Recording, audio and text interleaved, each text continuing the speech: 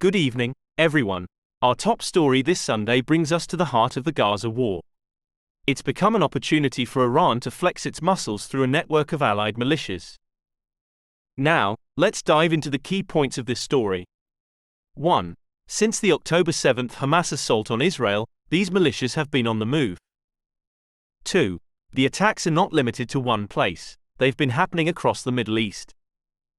3.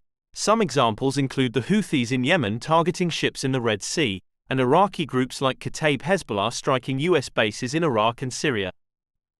4. Meanwhile, Lebanon's Hezbollah is locked in daily exchanges of fire with Israeli forces along the Israel-Lebanon border. Absolutely, Bernard.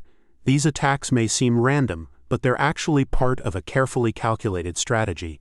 This strategy emerged after the killing of Qasem Soleimani in 2020. It's all about bringing together these loosely formed militias under the banner of the Axis of Resistance. 5. While these groups may appear unrelated, they all share one thing in common: their loyalty to Iran. 6. Together with Hamas, they make up the main components of what's being called the resistance axis. That's right, Vincent. And here's where it gets interesting. 7. Despite their apparent differences, these groups coordinate and consult through a joint operations room, often meeting in Beirut. 8.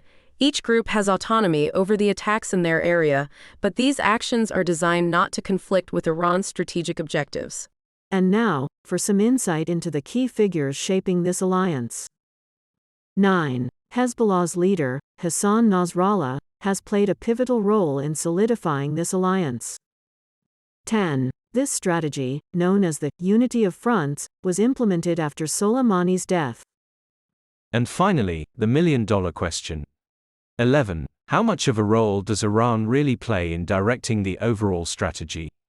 That's a topic of debate.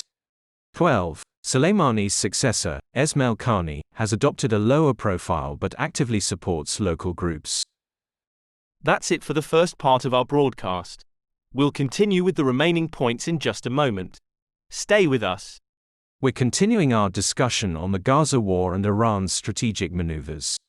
Let's dive right into the remaining key points. 13. Iran's role in directing the overall strategy remains a complex question. Some argue that Iran both is and isn't behind these activities. 14. Soleimani's successor, Esmail Qaani, maintains a lower profile but actively supports local groups. 15. An IRGC official is present at most of the joint operations meetings, but Iran is represented as one of all, without playing a leading role. 16. Iran's strategy has allowed it to assert regional influence through these attacks without triggering a major conflagration. 17. Israel, however, has been expressing growing anger at Hezbollah's attacks along its northern border, which could disrupt Iran's strategy. 18. Israel has been increasing its attacks on Iranian allies and assets in the region. Thanks, Tom.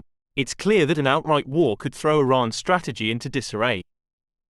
But the militias seem confident that their attacks provide enough deterrence to both Israel and the United States without escalating beyond the current level of conflict. That's all the key points from this story, folks. Stay tuned for more updates on this and other news. Thank you for joining us today on talkradio.ca. We'll be back with more engaging discussions soon. We hope you enjoy our talkradio.ca broadcasts. We are a not-for-profit service, providing up-to-date news in an unbiased, journalistic fashion. Please subscribe and like to make sure we reach our audience. You might want to play an entire playlist, produced each day on our best content. These stories are ideal on long road trips or as a daily current events update during morning coffee. Enjoy.